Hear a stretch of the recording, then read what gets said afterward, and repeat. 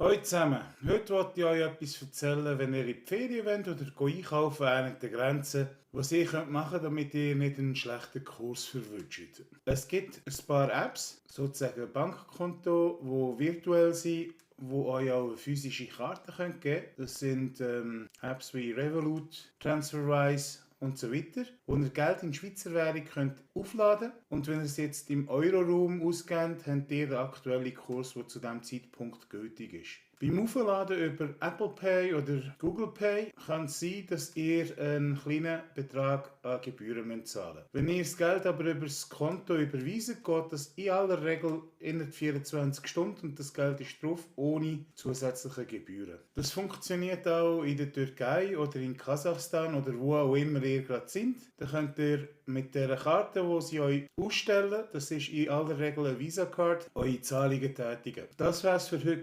Ich wünsche euch einen schönen Tag. Ciao zusammen.